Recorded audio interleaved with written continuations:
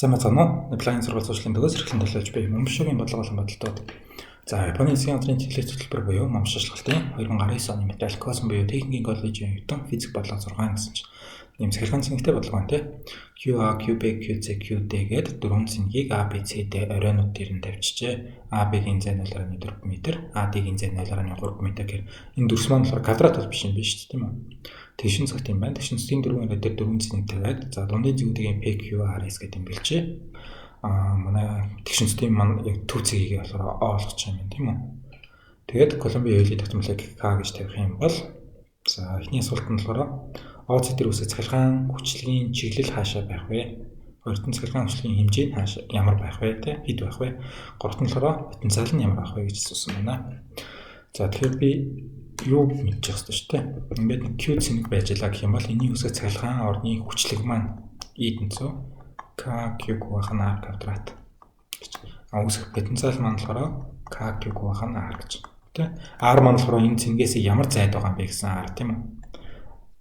Энэ зайны R-ыг тэгэнгүүтээ хэрвээ цахилгаан цэник маань эерэг цэник байх юм бол эндээсээ гадагш байгаа чиглэлтэй тийм эндээсээ хаашаа чулсан гадагш байгаа чиглэлтэй хэрвээ ямар нэгэн хасах Q гэдэг сөрөг цэник байх юм бол ийшээ тотгош байгаа чиглэлтэй гэж.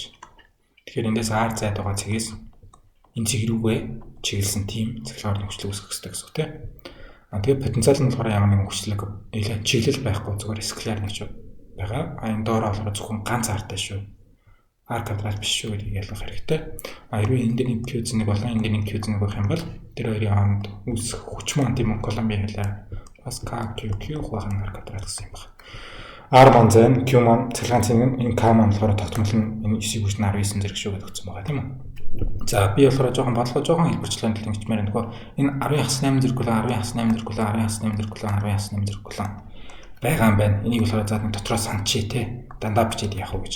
Нөгөө талаас болохоор тэр AB-гийн орн 0.4 AD-гийн орн 0.3 гэдэг чинь тэгэл энэ дэр бол яах юм? Энэ ингээл 0.3 ингээл 0.3. Энэ дэрээс 0.4 юм чинь энэ R зайнууд бол те A-гаас O-гийн орондох энэ R зай, энэ R зай, энэ R зай, энэ R зай бүгдээрээ хоорондоо адилхан тэнцүү те гэдгийг санчээ. За тэгэх юм бол яах юм? A цэг дээрээс болохоор дөрвөн ширхэг тийм үү? Тэгмүүдээ нэмэлт дөрвөн нэгтэй юм чинь ийшээгээ дөрвөн нэгж ийм цахилгаанчлаг үүснэ гэсэн үг. А-гаас гарсан байдалтай шиг үүсэх ёстой шүү дээ. Тэр O дээр болохоор А-гаас нөгөө тийш гарсан байдалтай ийм дөрвөн нэгж цахилгаан орны хүчлэг үүсэх юм байна. B цэг дээр болохоор 8 нэгж тийм үү? Энээс дахиад гарсан байдалтай. Ийшээгээ 8 гарч ирэх юм байна. C цэгээс болохоор гэсэн чинь хасах 6 юм чинь дандаа орсон чиглэлтэй байх ёстой шүү дээ. Тэгэхээр энэ O-гоосоо наашаага чиглэлээ дахиад 6 гарч ирнэ гэсэн үг. Тэгээд D-гээс л гарсан чиглэлтэй дахиад 8 гэхээр ийшээ 8 гарч ирнэ гэсэн үг тийм үү. Тэгээд нийтэн бичээд үзэх юм болохоор юу болчих гээд байгаа байхгүй. O цэг дээр маань тийм ийшээ 8 байна, ийшээ 8 байна. Тэгэхээр энэ хоёр чинь хоёулаа яг эсрэг чиглэлтэй хоорондоо усталцж шүү дээ тийм үү. Доошогоо болохоор A-гаас 4 гаргасан, C нь өөр лүгээ 6 гаргасан гэхээр энэ ерөөсөө O-гоос C рүү чиглэлтэй нийтдээ бол 11 гэж гэмээр тийм цахилгаан орны хүчлэг үүсэх юм байна. Тэгэхээр O-гоос C чиглэлтэй гэд би энэ биш тийм O-гоос C Yen тийм O-гоос C чиглэлтэй цахилгаан орны хүчлэг үүсэх юм байна. За хоёрт нь цахилгаан орны хэмжээний дэм бэ гэж. Тэгэхээр яах юм? E тэнцүү K Q гуйх нь R квадрат гэж. Тэгээ би болохоор уул нь яаж болно? Тэ ийшээгээ 8 байгаа, ийшээгээ 8 байгаа, ийшээгээ 4 байгаа, ийшээгээ 6 байгаа гэж бичиж хагаад бүгдийг нь хооронд нь нэмж болно. Эсвэл болохоор за энэ 8 чи энэ 8-тайгаа устчих штэ. Тэгэхээр хэрэггүй штэ гэдэг тэ. Эндээс болохоор эндээс ийшээгээ 4, ийшээгээ 6 байгаа штэ гэхээр ерөөсөө шууд яг нийт 10 юм биш штэ гэж хагаал биччихвэл штэ юм. E тэнцүү. За K маань өөрөө 9-ийг хүчтэй 19 зэрэг гэх тогтмолтой өгсөн байгаа. Цэнийх нь орнд болохоор би одоо 10 ширхэг шүү гэж хагаад нөгөө 10-8 зэрэг колон гэдэг төвчтэй. За доор нь хуваах нь гэснээр болохоор зайн R квадрат гэнэ. R гэдэг чинь болохоор энэ AO эсвэл OB эсвэл OD эсвэл OC гэсэн нөгөө бүгдээрээ тэнцүү зайнууд байгаа шүү дээ тийм үү. Тэр зай чинь өөрөө хэд юм бэ? Тэгэхээр юу яа? Ийшээгээ нийтдээ 0.4 байсан шүү дээ. Тэр хагасыг навчих юм бол 0.2 A-гаас B-ийн оронд тийм үү. Тэгэхээр доошогоо A-гаас D-ийн оронд болохоор 0.3 гэсэн. Тэр хагасыг навчих юм бол тэгцэг 15, тэгцэг 15 м, 0.2 м ийм зайтай. Тэгээд энэ чинь тэгшин цогтой юм чинь яг би энэ дээр нь дахиад тэгцэг 15 м-ийг тавьж байгаа. Энэ дээр 90 градус гэж тавьж байгаа. Пифагор чирийн R маань гараад ирж штэ. Тэ. Тэгээд яхаа R квадрат тэнцүү 0.2 метрийн квадрат нэмэх нь тэгцэг 15 метрийн квадрат. 0.2 метр гэдэг маань тэгцэг 4 метр квадрат болчихно тийм үү? Тэгцэг 15 гэдэг маань болохоор 225 чинь тэгцэг гэснээр 225 метр квадрат. Гээд нэмчээр R квадрат гэдэг бол ерөөсөө тэгцэг 625 метр квадрат юм байна. Гээд тавьчаар 2 дээр маань энэ дээр тэгцэг 625 гэсэн тохиолдол ирлээ. За яг хуу энд 10-ын нэмэх 9 зэрэг байна те. Энд хасах 8 зэрэг байна гэдэг. Энэ хоёрыг дараа хийчих юм бол дээрээ 11 зэрэг үлдэнэ гэсэн үг шүү дээ тийм үү? Тэгэхээр дээдл дээрээ бол яг 9-ийг үржтэн 10 гэхээр 900 үстэй. 900 хувахан тэгцэг 625 байгаа юм байна. За би болохоор доотлоо ингэвчиж те 900 хувахан 625 тэгэнгүүтээ 10-ын хасах 4 зэрэг шүү. Тэгээд таслаас яг 1 2 3 4 орон бохомж 10-ын хасах 4 зэрэг шүү тийм үү? Тэгээд энэ нөгөө доороо байгаа зэрэг чинь дээшгээ гач ихтэй нэмэх зэрэг болчихно шүү дээ. 900 үржтэг нь 10-ын нэмэх 4 зэрэг хувахан 625 шүү гэж бичиж. Тэгэнгүүтээ 900-га 625 хуваах юм бол ярах вэ? Нэгээр өглөө 625 доошогоо 275. Тэгээд тэг нь ороод ирнэ энэ цэгээ тавина. Тэгэхээр дөрвөөр өгч тарах юм байна те 5-аар гэхээр 3000 гэхээр арай хөө байж юм чинь 24 25 80. Тэгээд дахиад 250 боллоо тэг нь болоо дахиад дөрвөөр өглөө гэж 25 80. Болцтой. Тэгэхээр 1 цэг 44 юм байна.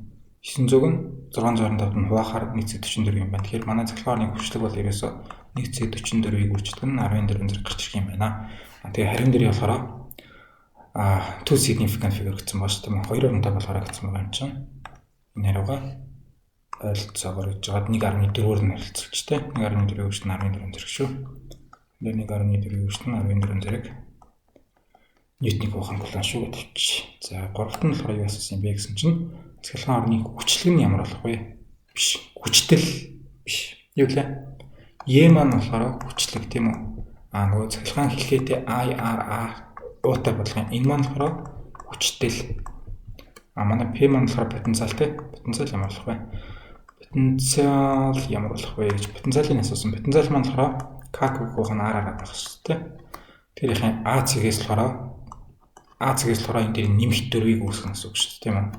Эндээс B цэгээс болохоор нэмэх 8-ыг үүсгэх юм те. Эндээс C цэгээс гэсэн чинь хасах 6-ыг үүсгэх. Эндээс D цэгээс болохоор нэмэх 8. Тэгэхээр үүсгэх нь гэхээр 8-д 4-ийг нэмээд 12 6 гэсаад 6 8 нэмээд 14 нэгж юу. Тэ? Тэгэхээр P тэнцүү. Би бас дахиад нэг өмнө хэрэгсэн юм аа дахиад хэрэгжилж тийм үү?